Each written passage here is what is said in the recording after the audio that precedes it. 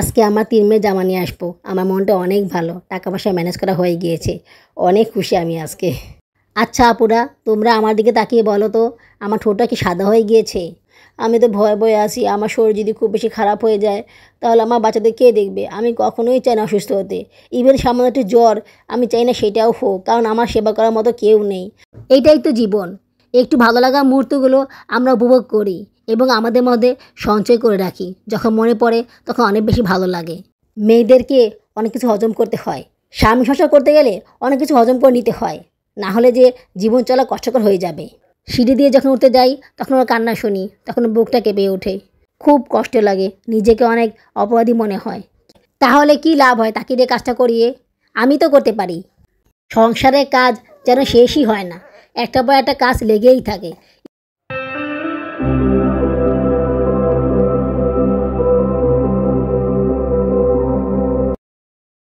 আসসালামু আলাইকুম। আমার চ্যানেল এবং পেজে তোমাদের সবাইকে স্বাগতম জানাচ্ছি। তোমরা সবাই কেমন আছো? আশা করি আল্লাহর রহমতে ভালোই আছো। আমিও ভালো আছি আলহামদুলিল্লাহ। দেশে এবং বিদেশ থেকে যারা আমার ভিডিওটি দেখতেছো তাদের সবাইকে জানাই আমার পক্ষ থেকে আন্তরিক অভিনন্দন ও ভালোবাসা। নতুন আরও একটি ব্লগ নিয়ে আবার তোমাদের সামনে হাজির হলাম। এখন প্রায় সকাল 11টা বাজে। জায়ানের জন্য টিফিন দিয়ে দিচ্ছি। কাকা তোর আব্বু কেক এনেছিল, তো ওখান থেকে একটা কেক ওকে দিয়ে দিলাম। কেক ওর খুব পছন্দ। কেক খেতে আমার কাছেও খুব ভালো লাগে। এই কেকগুলো অনেক ভালো, এগুলো খুব বেশি মিষ্টি না।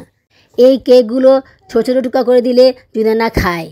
আমি ওকে অল্প খাওয়াই, খুব বেশি খাওয়াই না, কারণ এমনিতেই ও অনেক পটি করে। ওর পটি সাফ করতে করতে আমার অবস্থা খারাপ হয়ে গিয়েছে। যাই খায় পটি করে দেয়। ভারী খাবার খাওয়ালেও পটি করে, না খাওয়ালেও পটি করে। মানে ও এত বেশি পটি যে কীভাবে করে আমার মাথায় খেলে না। জায়ানের ব্যাগটা অনেক ময়লা হয়ে গিয়েছে, আপাতত একটু মুছে নেই। পরবর্তীতে স্কুল বন্ধ হলে জায়ানের আব্বুকে দিয়ে ধুয়ে নিব। ইদানিং উনি কাপড় চোপড় ধুচ্ছেন, জমিয়ে রাখতেছেন না। আমি ওনাকে বারবার বলে দিচ্ছি কাপড় চোপড় ধুলে বলো, না ধুলেও বলো, কারণ তুমি যদি কাপড় চোপড় না দাও আমি ধুয়ে দিব, কিন্তু তারপরও কাপড় চোপড় জমিয়ে রাখা যাবে না। তো এই কথা শোনার পরে উনি কাপড় চোপড় ধুয়ে দিচ্ছেন। আর তাছাড়া উনি জানেন আমার হাতে ব্যথা, আমি কয়েকদিন ধরে বলতেছি আমার হাতে প্রচুর ব্যথা, আমি কাজ করতে পারি না। তো এই কারণে হয়তো বা উনি কাপড় চোপড়গুলো ধুয়ে দিচ্ছেন। ছেলেকে নিয়ে স্কুলে যাওয়ার জন্য বাসা থেকে বের হলাম। আজকে কতদিন পরে স্কুলে গেলাম। এতদিন বাসায় বসে আরাম করেছিলাম, আজকে থেকে স্কুল যাওয়া শুরু হলো। আবার সেই কষ্টের লাইফ শুরু। আবার হেঁটে হেঁটে স্কুলে যাও, স্কুল থেকে আসো, তাও ভালো কিছু টাকা পয়সা দিয়ে ইনকাম করা হবে, না হলে তো সেটাও করা হতো না। ছেলেরও কষ্ট হয়, ওকে বলেছি তোমার জন্য জুতো কিনে দিব, কষ্ট করে হেঁটে হেঁটে স্কুলে যাও। ও রাজি হয়েছে।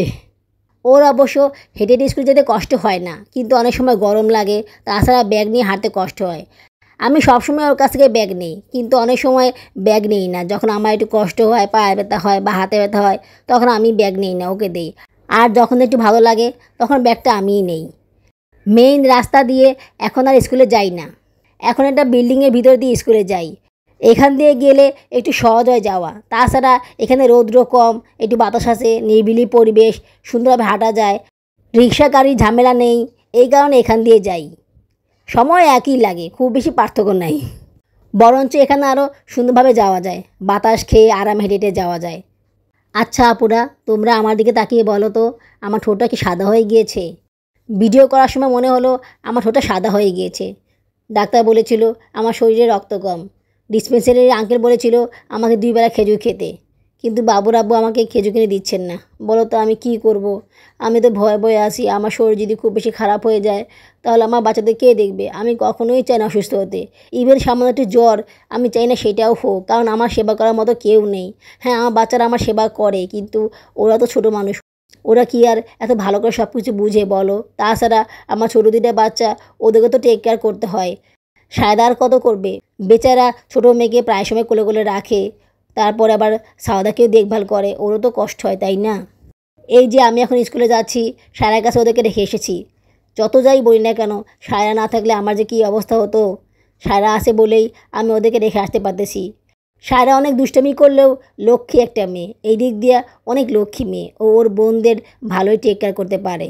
মাঝে মধ্যে একটু দুষ্টামি করে, ওদেরকে মারে, কিন্তু তারপরও আদরও করে অনেক। আমি ওর প্রতি একটা বিষয় নিয়ে খুব বেশি রাগ করি, সেটা হচ্ছে ও খাবার খায় না। খাবার খাওয়ার প্রতি ওর অনেক অনীহা, খাবার দিলে ও খেতেই চায় না। মানে কি বলবো, এই খাবার খাওয়া নিয়ে ওর প্রতি আমি অনেক রাগ করেছি, ওকে অনেক মেরেছি, তারপরেও শিক্ষা হয় না। ও ঠিকভাবে খাবার খেতেই চায় না, ওকে নিয়ে খুব টেনশনে থাকি আমি।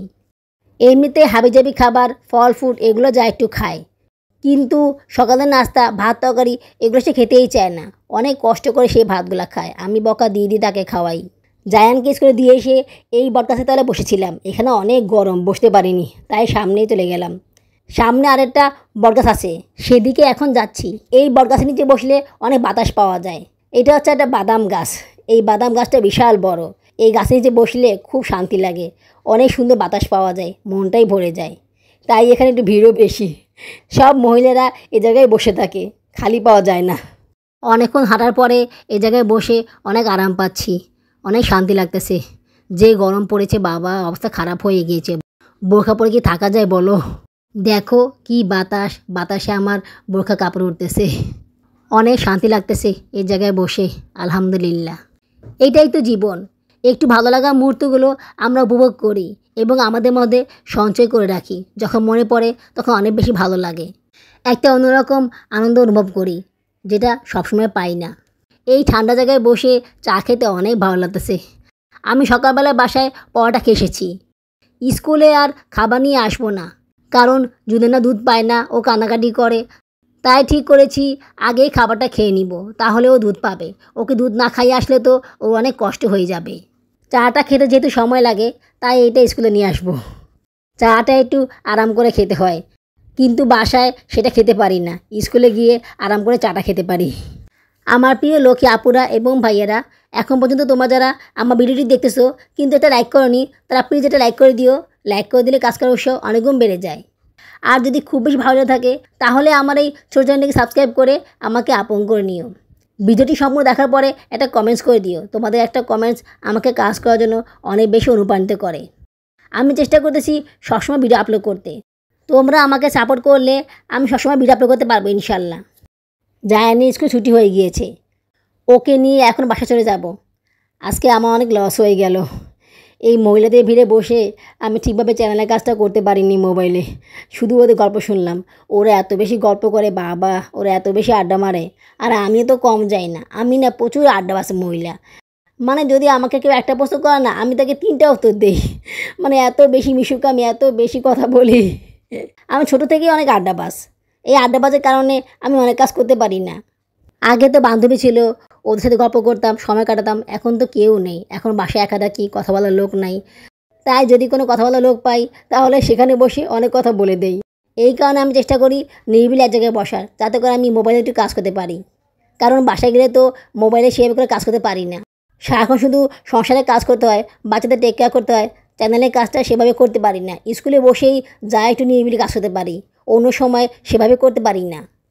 অনেক কষ্টে বাসায় বসে ভয়েসটা দিয়ে দিই, তাও বাচ্চাদের জন্য অনেক দেরি হয়ে যায়।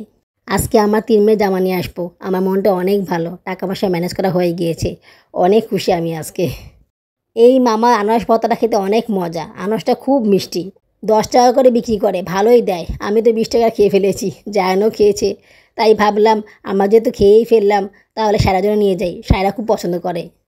বাবুরাবু মাঝখান দিয়ে ফোন করেছিল, যখন শুনলো যে আমি আনারস ভর্তা খাচ্ছি, এই শুরু হয়ে গেলো তা চিল্লাচিল্লি। হ্যাঁ তুমি কী করো রাস্তাতে দাঁড়িয়ে, এগুলো কী খায়, এগুলো মানুষ খায়? আরে বাবা, এগুলো মানুষ খায় নাকি এলিয়েন খায়? তুমি তো কিনে আনতে পারো না, তো আমি কিনে খেলে তোমার সমস্যাটা কী? সব কিছুতে তার বাড়াবাড়ি।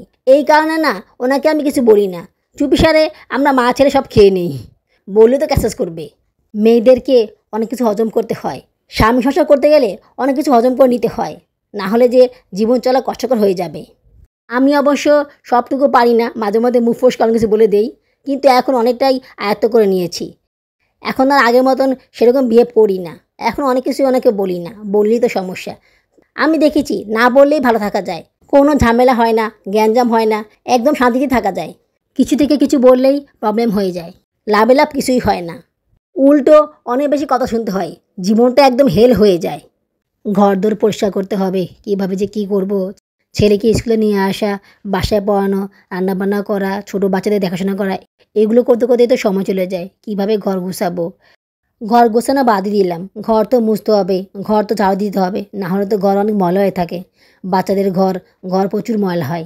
আমি তো কোনো রকমে ঘরটা ঝাড়ু দিয়ে রাখতেছি, কিন্তু মুছতে পারতেছি না, কারণ নিচু হয়ে আমি কোনো কাজই করতে পারি না। এদিকে আবার হাতে ব্যথা, পায়ে ব্যথা, মনে করো আমার অবস্থাও বেশি ভালো না। এদিকে প্রচুর গরম, তো এত গরমের মধ্যে থাকতে কষ্ট হয়, এই কারণে আমি প্রতিদিন গোসল করি। প্রতিদিন গোসল করার কারণে আমার হাতে পায়ে ব্যথা আরও বেশি বেড়ে গিয়েছে, গলাও ব্যথা করে। আমার বাতজ্বর, তো এই কারণে ব্যথা বেশি করে, পানি বেশি ছাড়তে পারি না। তার মধ্যে আবার থালা বাসন ধোয়ার কাজ তো আছেই। কী যে করব কিছুই বুঝতে পারছি না। ঘরের কাজ তো করতেই হবে। ঘরের কাজ যদি গৃহস্থী না করে তাহলে তো ঘরের অবস্থা অনেক খারাপ হয়ে যাবে।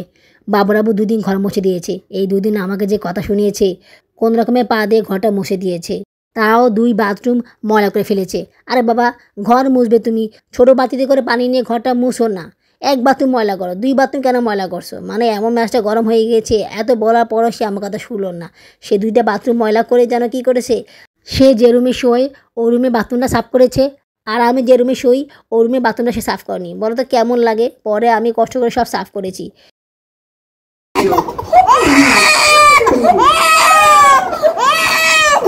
জুনেনা সায়রার কোলে চুপ করে বসেছিল, হঠাৎ করে কান্নাকাটি করা শুরু করে দিয়েছে।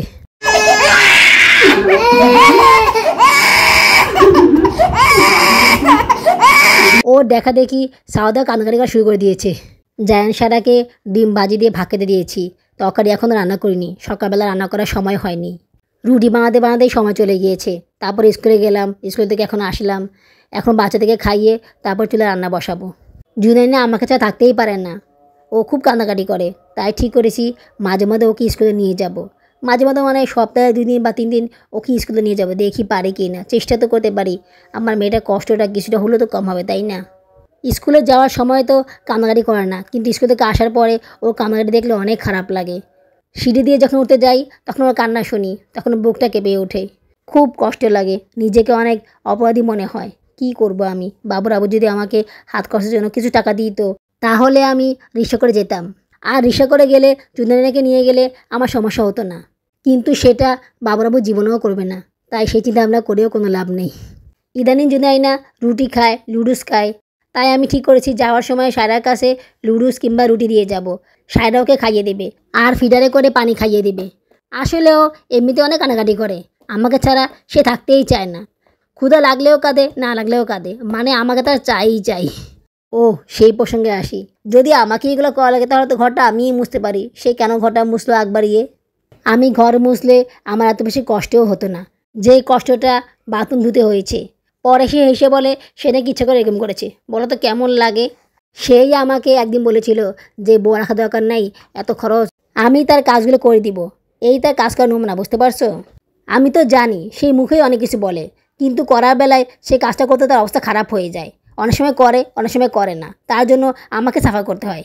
ফ্যানটা প্রচুর ময়লা হয়েছিল, তো বাচ্চারা ফ্যান বাতাস পায় না, চিল্লাচিল্লি করে, এই কারণে বাবু ফ্যানটা মুছে দিয়েছে।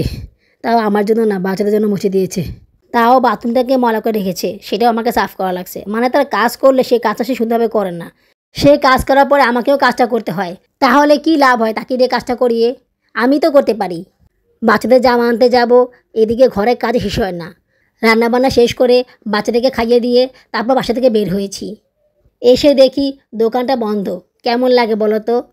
আমি আস্তে আস্তে 10:30 বেজে গিয়েছে, কিন্তু উনি বলেছিল যে উনি রাত 11টা পর্যন্ত থাকবে, এই কারণে আমি বের হয়েছিলাম। কিন্তু এসে দেখি দোকান বন্ধ।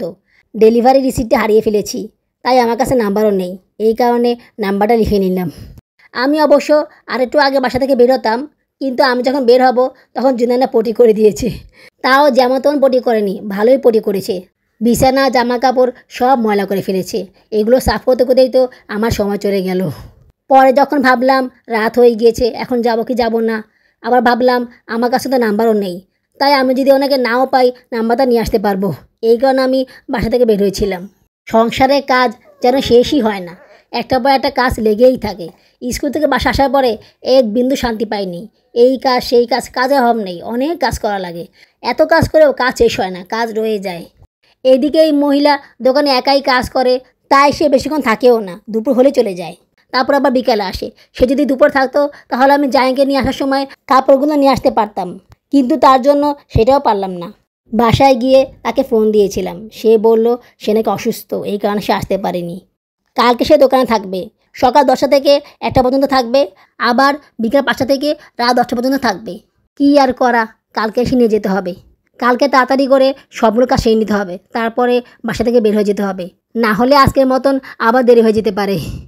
আজ এইটুকুই, আগামী ব্লগে দেখা হবে। আল্লাহ হাফেজ।